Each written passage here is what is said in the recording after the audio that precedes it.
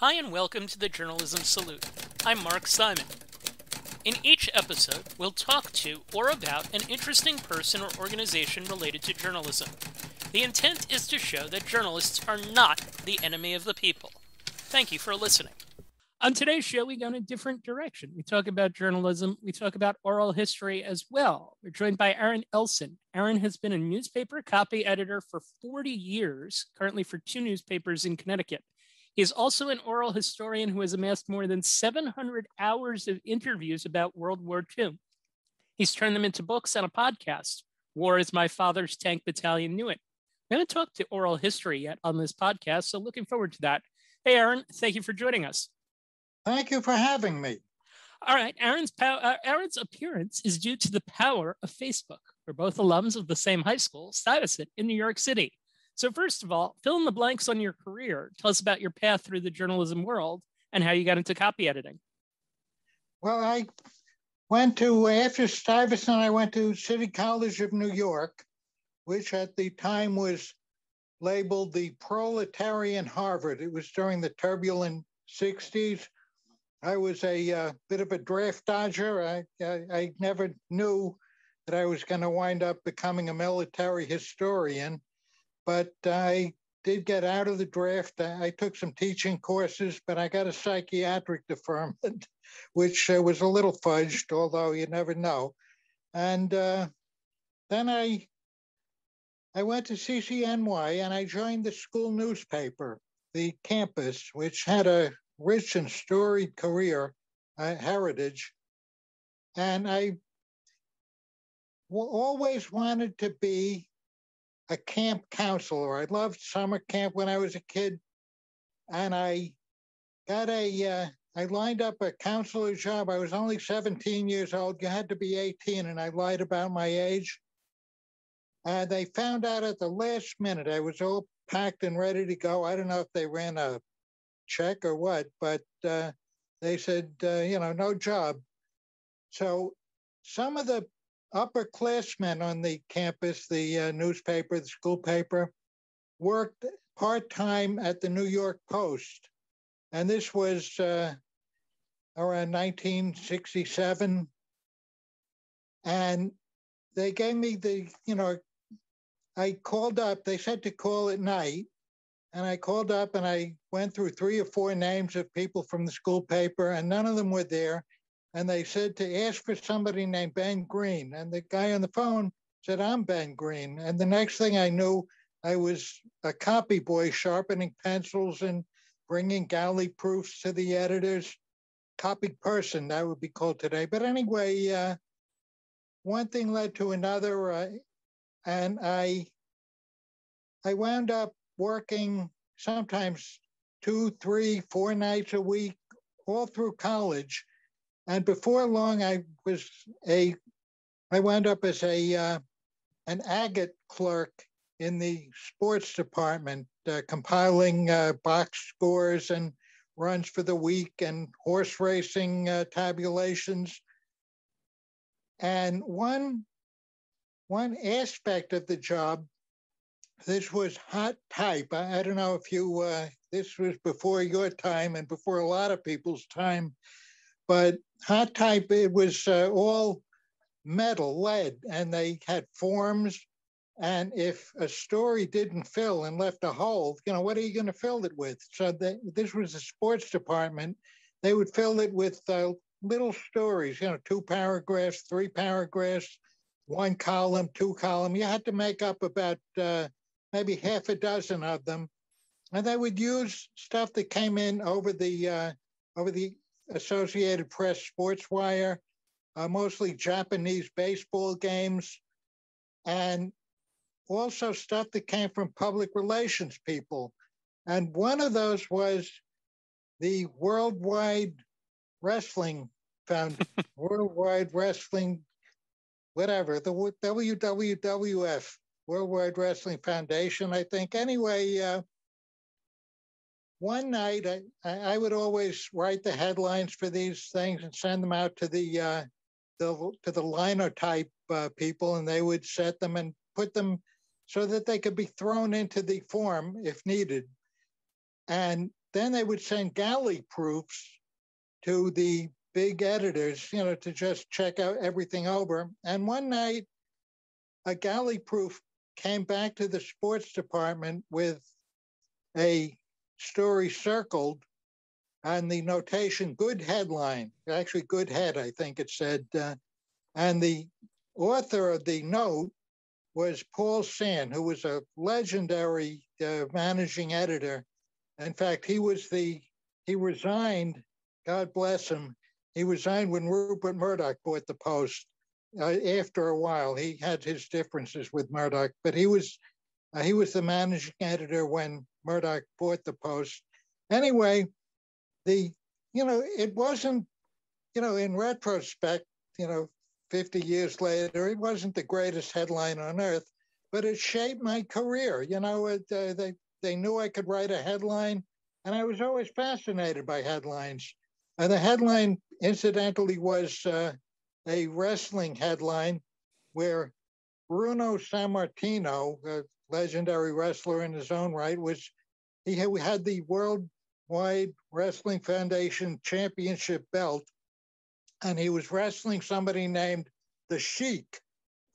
And the only way you could lose the belt, you had to be pinned. You had to be beaten fair and square.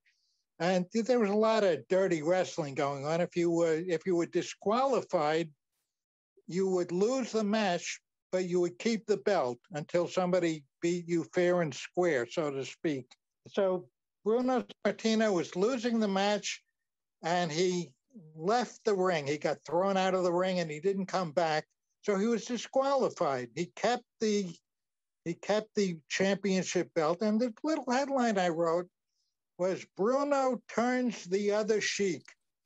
But, I guess that caught Paul Sand's attention, and that set my career into a path of writing headlines, and not writing headlines, but editing copy and writing headlines. I'm kind of a self-taught copy editor. I didn't choose to be a copy editor, and I had to learn a lot of things by rote. I still cannot map a sentence if my life depended on it. But, I picked up things I would, for years, probably 25 years into my career, I would still send an instant message to my friend Kim Klein, who was much better at grammar than me, if I couldn't figure out whether something was who or whom.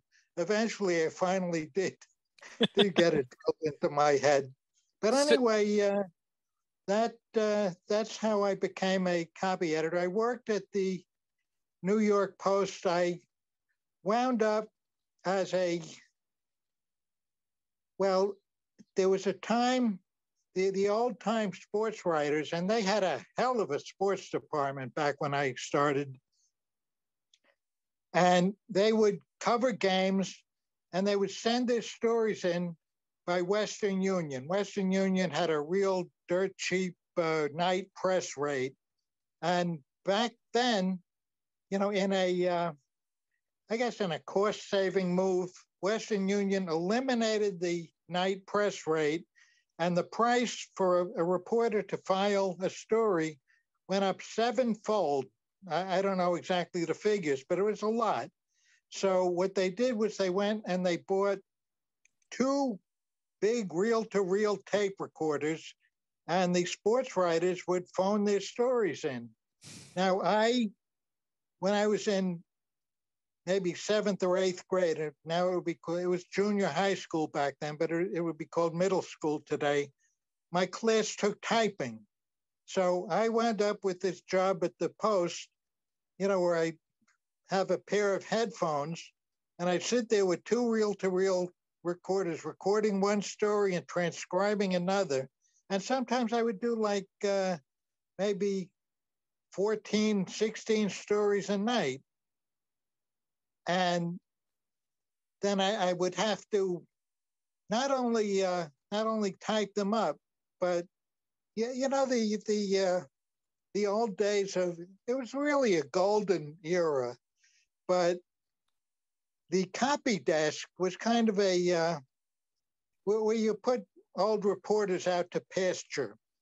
And they had one of the copy editors was an old boxing writer. You know, he was a legend in his own time in the boxing world, Lester Bromberg, but he had suffered a stroke.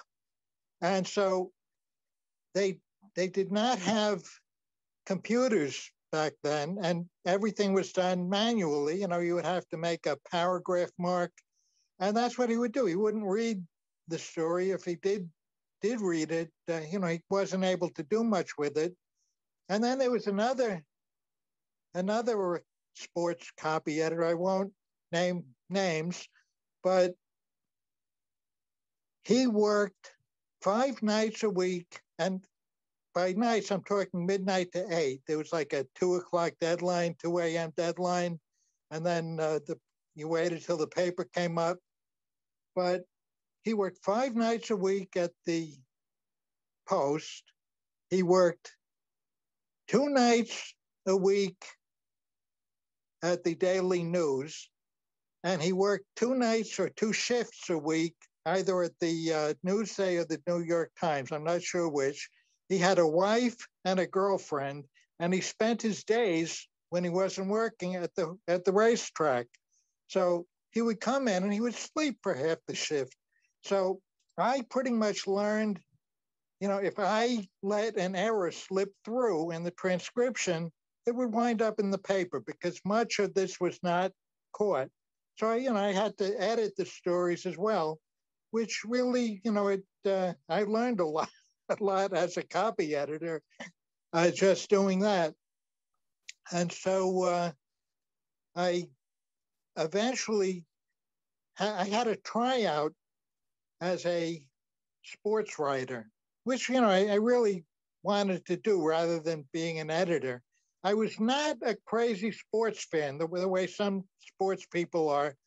I got the job as the agate clerk because a sports writer passed away, and the agate clerk got promoted to, he was one of my colleagues from the school paper. He got promoted to being a sports writer, and they needed a clerk in the sports department, which was, the pay group was group 4, as opposed to a copy boy, which was group 1. So I jumped at the opportunity. And so they had 2 other clerks. I worked nights, and these 2 other clerks worked during the day, and they came in after me, and one of them got a tryout as a reporter. And I got pissed off because, I was ahead of him in terms of seniority.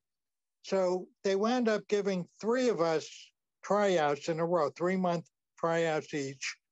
And I covered high school sports. I covered some boxing, and I enjoyed it. But, the die was cast, and they gave the job to the first one that they were going to give it to anyway. But I still wound up I got a job as a copy editor, which, and this is about one thing about copy editing, is that copy editors they did get some recognition, in terms, it was a union shop, the New York Post, and copy editors were at a higher pay grade than reporters. So, somebody knew that copy editors were not that easy to find. And every time there were contract negotiations, the reporters would say, hey, copy editors are paid more than us. So they would notch the reporters up a little bit until they caught up with the copy editors pay-wise. So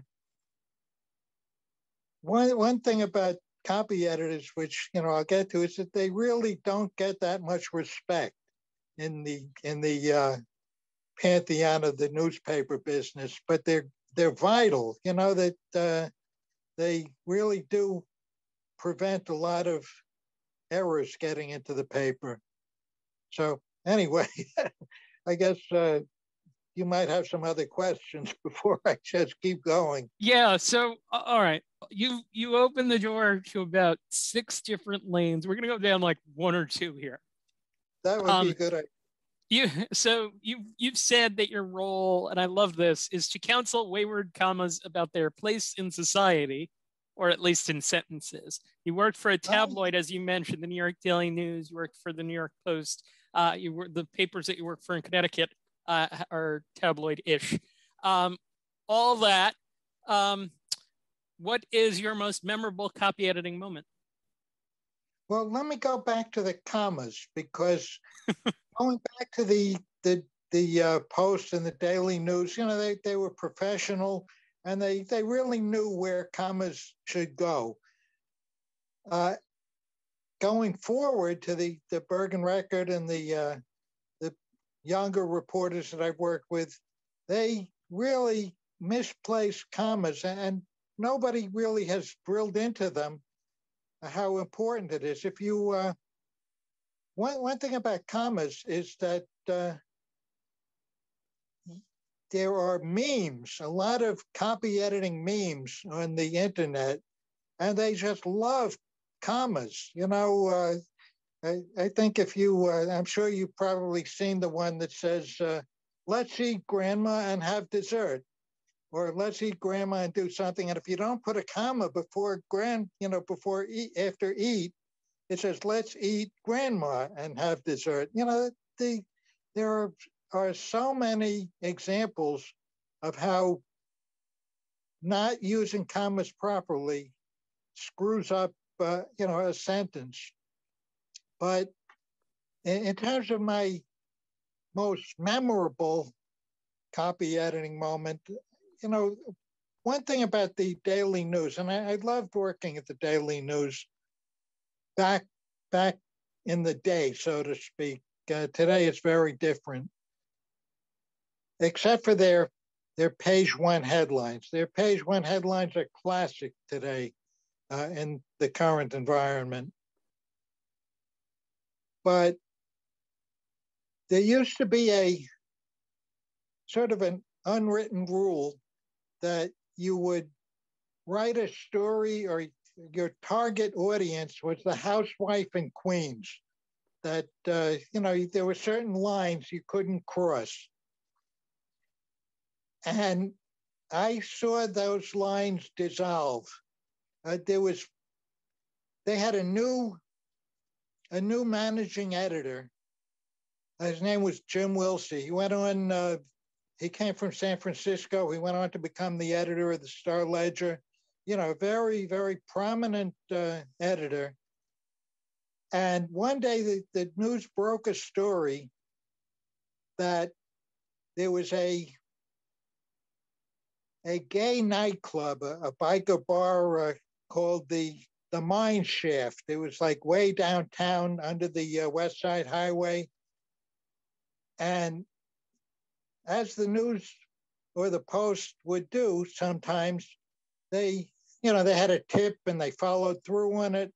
And they discovered that the owner of the building, which was where the mine shaft was housed, was I believe a police official, and the building was it was run as a nonprofit, and it was a major story.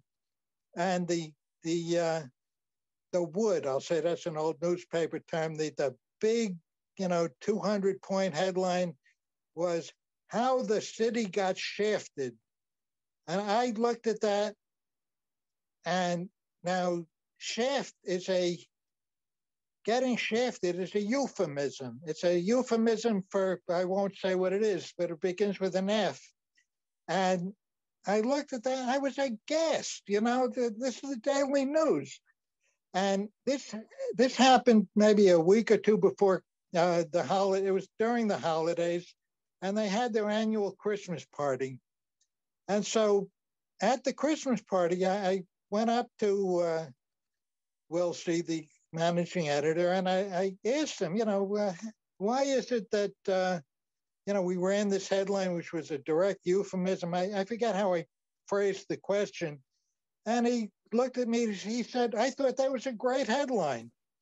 And, maybe today that would be seen as a good headline, but I thought, this is going to open the floodgates. Now, I was in the sports department then, and about a week later, the Nets, the New York, now they're the New York Nets, but they were the New Jersey Nets at the time, I think.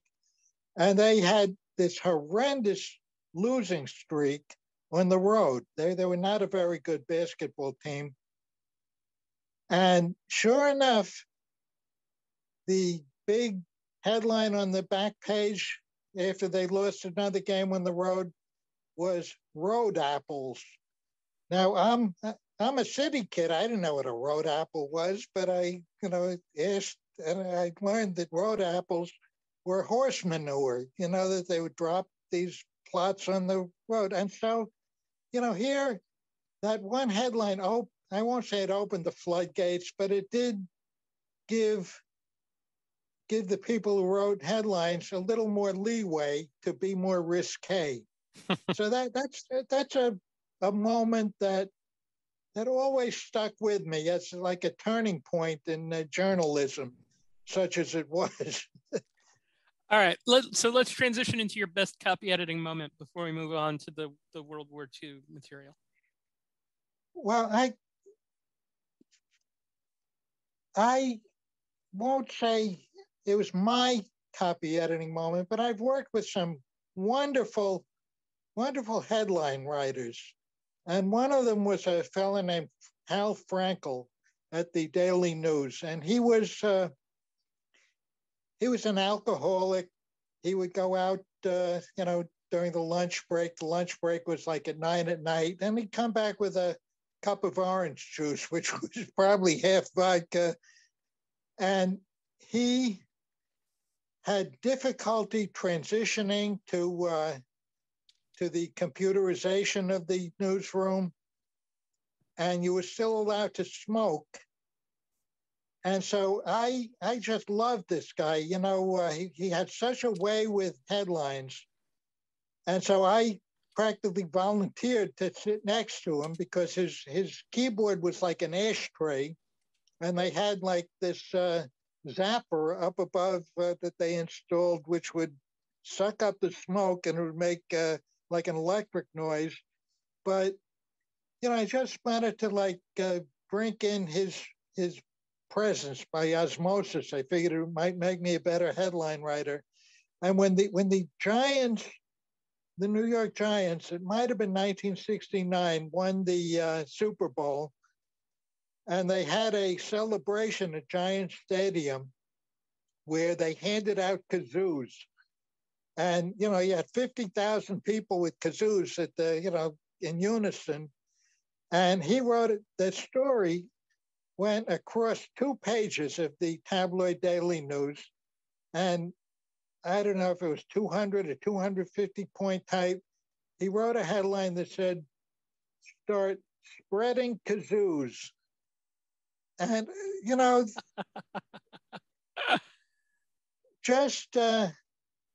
just working with people like that. But, in terms of a copy editing moment, I've had some newspaper moments, but not real copy editing moments. All right. That I care to talk about. All right.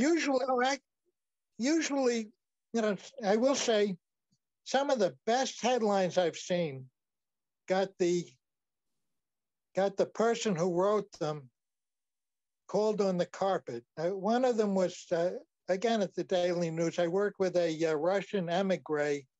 Her name was Mila Andre, and she was assigned to write a headline for a review of a restaurant. And it was a Russian restaurant called Caucasus. And she looked at the story and she wrote a headline that went, "Viva's hungry, Soviet." And the next day, she got yelled at something awful by the copy chief because it had nothing to do with the food. So, things like that. Those were moments, even though I didn't do those, I didn't perpetrate those headlines. They stuck with me, those moments. Okay, let's segue to your other passion. One thing that my podcast colleague, Emmy Lederman, who's not here today, said that I've demonstrated that you don't have to fulfill your passions through your job. My job only has a peripheral connection to this podcast. For you, it's similar. Your podcast and the historian work that you've done has only a peripheral connection to your role as a copy editor. So explain what you do as an oral historian. Well, my father was a World War II veteran. He was wounded twice. And, when I was a kid, he only told humorous stories about the war. He had trained for like 4 years, and then he finally gets into a battle, and he wanted to see what it was like. So he stuck his head up. That's the way he put it. And he was wounded by what was probably a piece of shrapnel. It might have been a bullet, but it went through his helmet, and it was stopped by tissue paper that was on the inside. And then one of his fingers was like cemented, or, he was injured. And I always wanted to record his stories about the war. And he had a bad heart. He was listed. I didn't know this until much later, but he was classified as 90% disabled. He had gone before a board, and they classified him as disabled. He drove a school bus all his life. I never saw him as disabled, but he got a pension from it.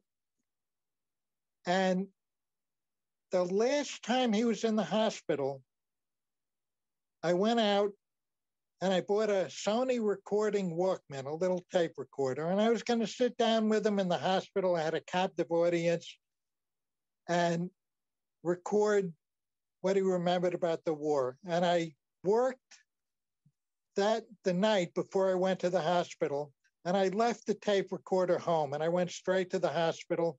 I figured I'll do it next time. And the next day he got out of the hospital, and 2 weeks later, he had a heart attack and passed away. And that was 1980. I was 30 years old. And then I moved back into my parents' old apartment a few years later, and he was still getting mail. And he got a newsletter 7 years after he died from the 712th Tank Battalion. That's the outfit he was in. I forgot he was even in a tank, and so I wrote to the newsletter. I said, if anybody remembers Lieutenant Elson, would they get in touch with me? I got a letter back saying, I didn't know your father, but we're having a reunion in 2 weeks. It's too late for the next newsletter. Come to the reunion. We'll go around, see what we could find. And the reunion was in Niagara Falls. So I went up there, Niagara Falls, New York, and I went up to the reunion. I get to the hotel, and all these cars in the parking lot have bumper stickers that say, Tanks for the Memories, 712th Tank Battalion from World War II. So I go in, and I found the fellow who wrote to me, Sam McFarland, and he took me around, and we found 3 people who remembered my dad, which was, in retrospect, it was like finding a needle in a haystack, because he was a replacement. He came in, he was wounded within a couple of days. He recovered. He came back and was wounded again within a couple of days. So he spent maybe a few days of the whole war with this group. And yet I found that the sergeant that he reported to, and all the stories that he told, all I remembered was the name of a place where he was wounded and the name of a fellow officer who later was killed, but who he kind of bonded with. And so I would say, well, my dad mentioned this person. And I would hear all these stories about him because he was one of the original officers. He was very well respected. And so, I began to collect anecdotes about him.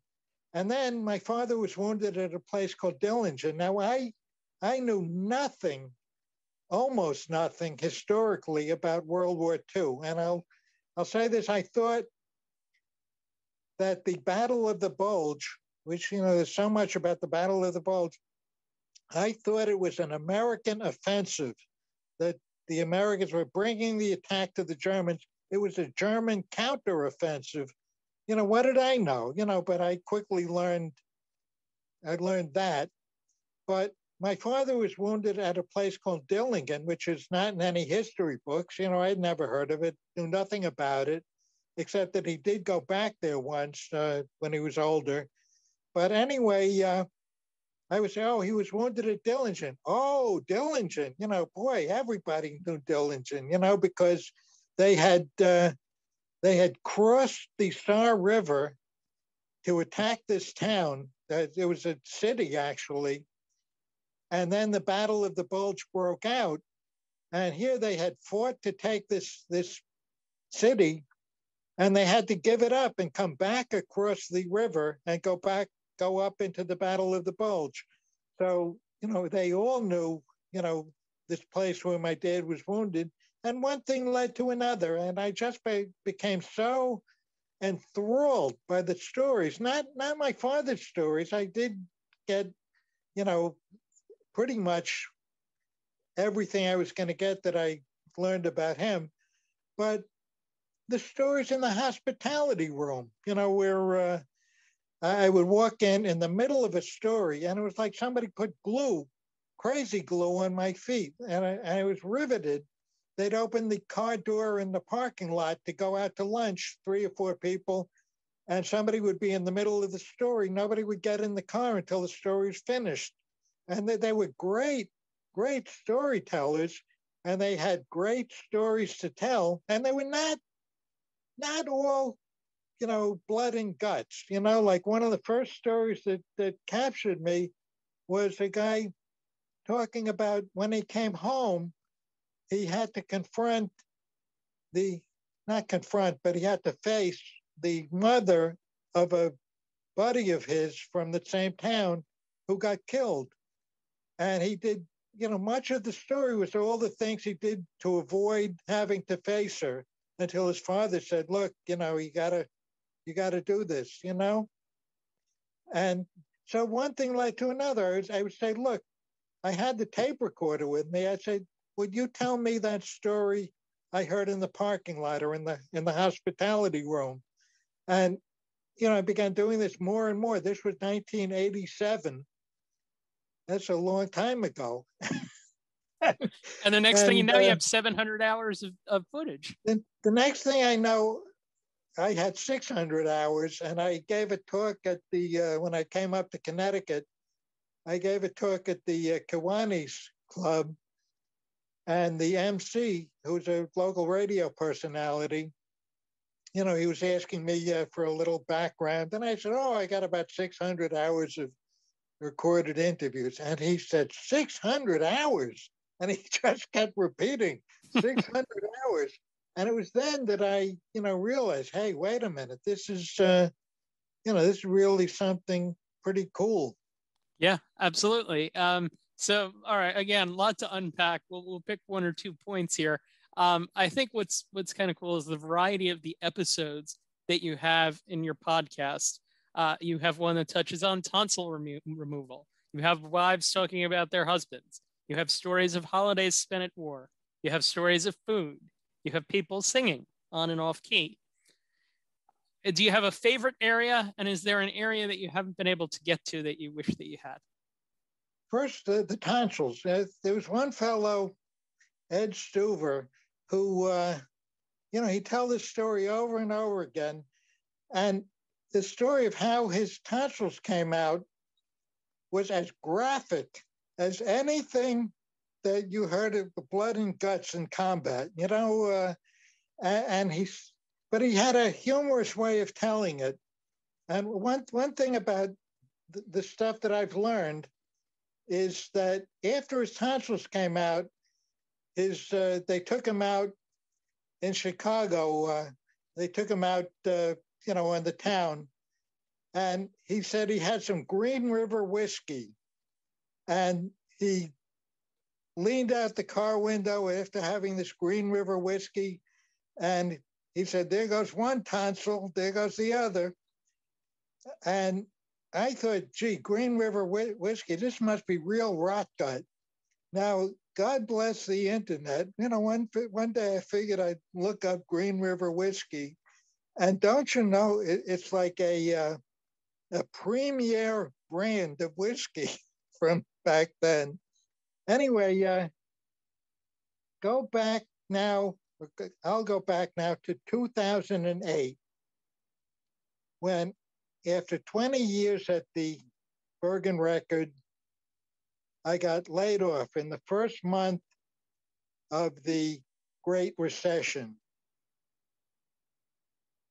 And the month I was laid off, 600,000 Americans were laid off. It was like really, now I was part of history. And then George H.W. Bush, or was it George W. Bush? W it was. Anyway, did the first $700 billion bailout of the financial industry.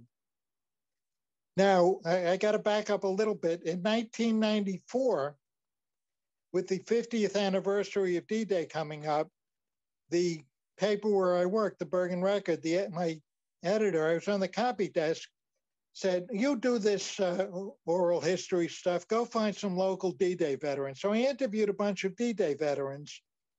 And then I also interviewed a lot of former prisoners of war. And now it's 2008. I've just been laid off. And I was kind of bummed out. And they did this big financial bailout.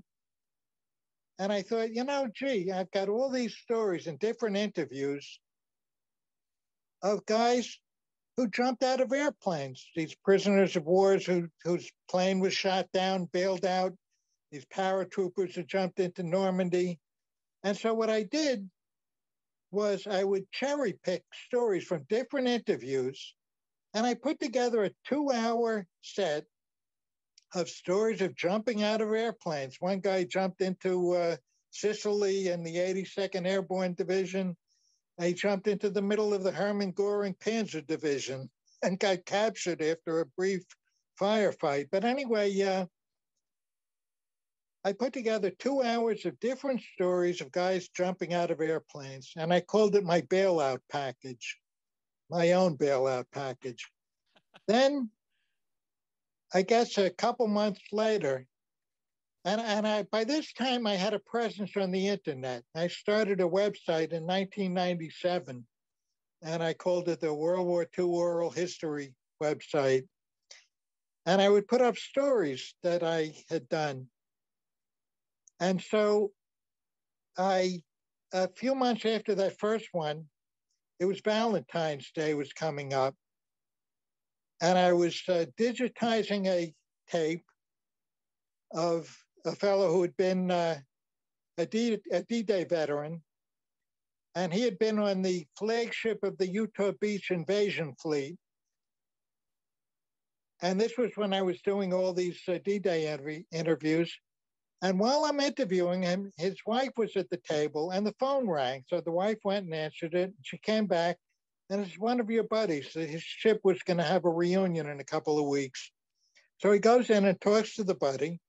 And I said to the wife, how did the two of you meet? And she told such a charming story. I think they were at a church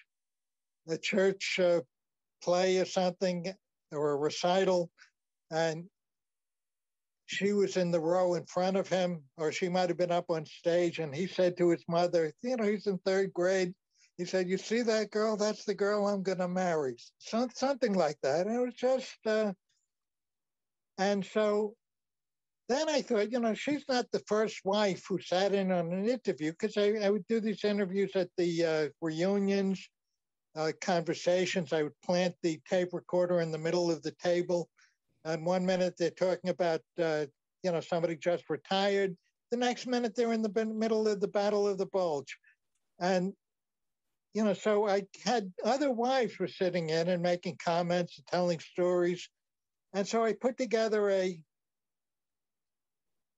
actually, I put that story up, the audio, on the internet, and I got a phone call from Lou Pudnaki, the veteran, and he told me that his wife had just died.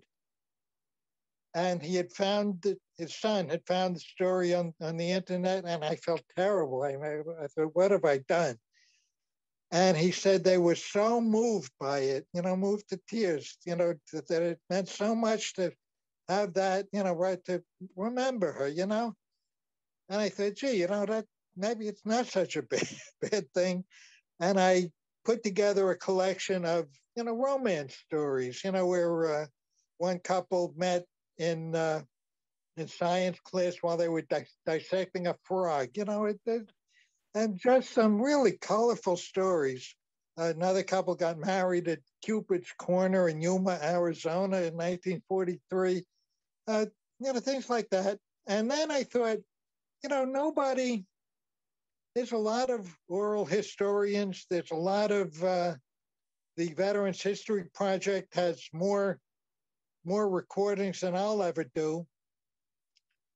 But nobody has ever done anything where you take certain universal themes and pick stories from different interviews and put them together.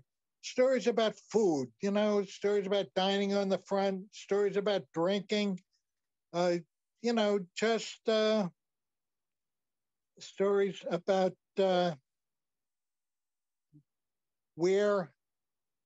how they heard about Pearl Harbor and what they were doing. Just themes that pop up in different interviews that are almost universal. And so I began experimenting with it. And I've done about probably 18 or 20 different sets of, some are 2 hours, some are 1 hour. And some have like 15 stories, some have 8 stories. I did one set with a religious theme. I did one where, I've heard so many stories that there's no explanation, where somebody had a premonition, where, like this one paratrooper said that, before they jumped into Normandy, there was a younger paratrooper. He was a rugged guy, and there was kid Johnny, who was like 19 years old.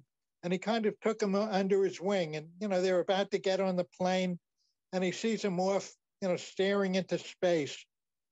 And, he went over to cheer him up. He said, what's wrong? And the kid said, I'm going to die tomorrow.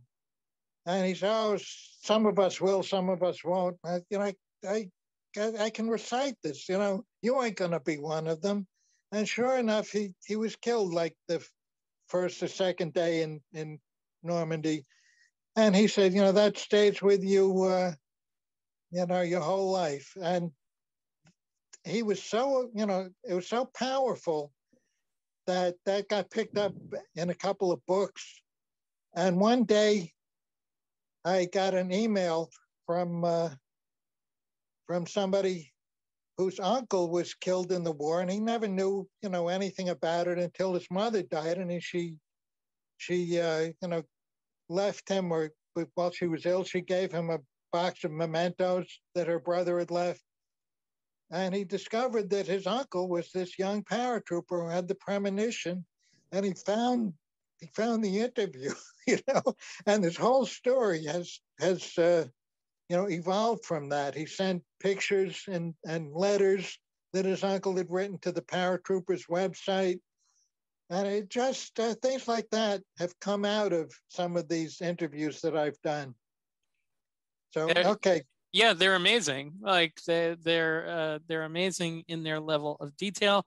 They're amazing in the ability to tell interesting things about the mundanity of day-to-day life before things like battles fought and overseas issues that came up. I want to get to the last segment of the podcast, which is the advice portion.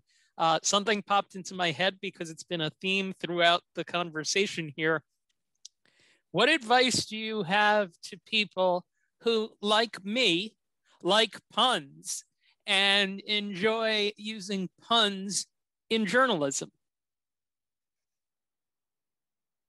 You know, I had a fellowship where I taught news writing up at Syracuse University for one semester. The only reason I got it was because nobody else would volunteer to go up to Syracuse in the winter.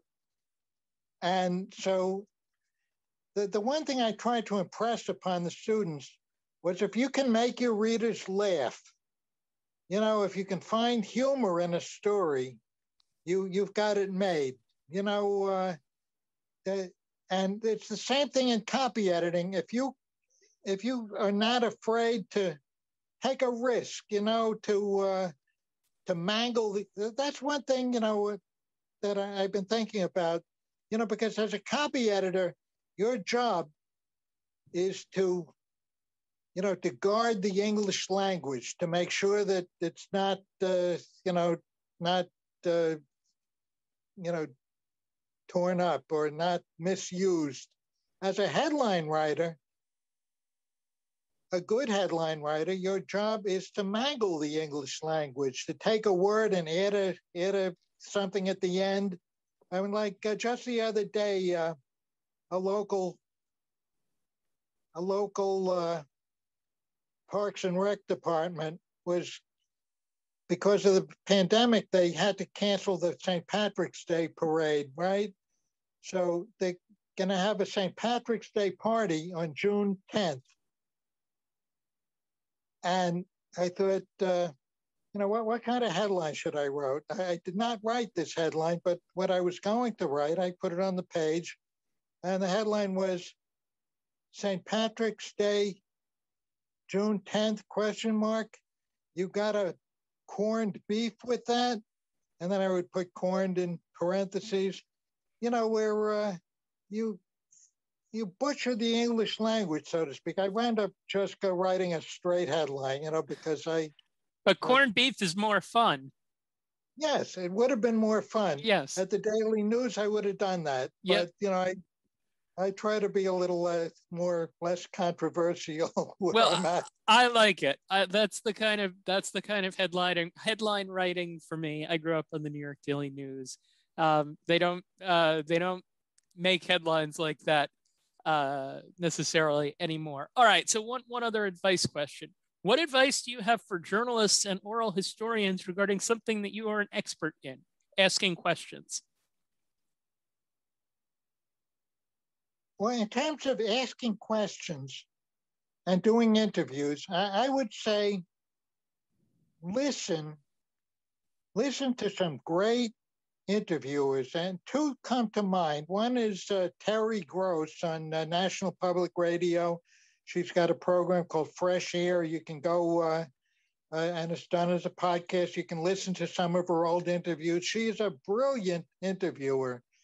And the other one, also on National Public Radio or on the local radio station, but it's done as a podcast, is Chion Wolf. That's Chion. Chion Wolf has a podcast called Audacious. And she is just a wonderful, very heartfelt interviewer. And she picks kind of unusual subjects. And I would give that a listen and just pick up her style of interviewing. I would not recommend my own style because I never really gave it much thought. I would go into conversations. I would not prepare questions in advance. I was lucky because, you know, we're interviewing the tankers, my father's tank battalion. After like a year or two of saying, were you know, how was the food, or were you scared, or did you get wounded? You know, then I could say, were you at Dillingen, or, you know, were you in the horse cavalry, and things that I could ask more pointed questions. But I would not really prepare, you know, a methodology, so to speak, of, I would not go into an interview with a set agenda. So Yeah, you could listen to some of my interviews because I do have they're casual. Yep. And one thing also that I found is, two things actually. If you're interviewing somebody like a veteran about the Battle of the Bulge, and you know that he was, involved in something, don't start the interview. Tell me about the Battle of the Bulge. How did you get into the service? Where did you grow up? Just get the conversation flowing a little bit. Maybe 15, 20 minutes later, now you're at the Battle of the Bulge, and he's more relaxed. He's not as conscientious, and stuff comes out. And also, if there's like a key incident or event, try to get them to come back to it maybe 2 or 3 times, because each time there will be another detail that was omitted the first time. And then also, if you can corroborate by interviewing other people, familiar with the same event. I mean, I've been lucky in that I was able to get like 4 different accounts of the same barroom brawl in Phoenix City, Alabama, and not just from one person. I got an interview from the guy who got beat up, from the fellow who was with him. So, try to get corroboration, because also, sometimes people embellish and details will conflict. One thing that, now I never saw the movie, but it's played a major role in my work, and that's this Japanese classic called Rashomon, where the same event is shown from different perspectives. And so, I've always considered some of the interviews that I've done to be Rashomon-like, even though I've never seen it, which I guess I ought to see it. Maybe it's on YouTube, or I can stream it somewhere. Nice. I like it. So you recommend Rashomon and Terry Gross. So that's a good combination. All right. So the last question that we ask here, we ask it to every guest. Is there another journalist or journalism organization that you would like to salute? Not really, other than National Public Radio. They do such a good in-depth job of covering the news. But I never really belonged to the New Jersey Press Association, or. Then let me flip the question then. Is there a person that you would like to salute?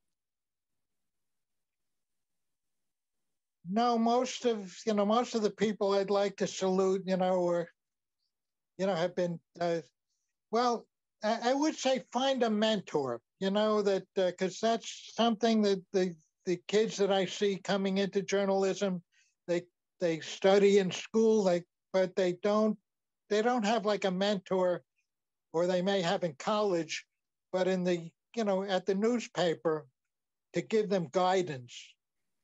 And that's something, there's no one really that I would recommend that I know personally, other than the people that I grew up with in the journalism business, who are no longer really practicing. Some of them are no longer even alive. Well, we're glad that you are, and we're glad that you do the work that you do, both copy editing and oral history. Aaron Elson, thank you for joining us. I thank you for having me. I always wanted to say that. For more information on the podcasts that Aaron does and the books that he's written, you can go to his website, aaronelson.com. The Journalism Salute is dedicated to the memory of Dr. Robert Cole, who ran the journalism program at my alma mater, the College of New Jersey, Trenton State College, for more than 30 years. Dr. Cole would have liked this episode. He liked copy editing and he liked history. Dr. Cole also liked wordplay and creative work in headlines. I once headlined a story about the college soccer team going to California for the national championship. Go West, young women! Dr. Cole was all about the Horace Greeley historical reference. He would always say that doing that was worth it, because the people who got it would enjoy it, and the people who didn't, they'd probably keep reading anyway. Thank you for listening to the Journalism Salute. Please let us know what you think of the show. You can find us on Twitter at JournalismPod, and you can email us at journalismsalute@gmail.com.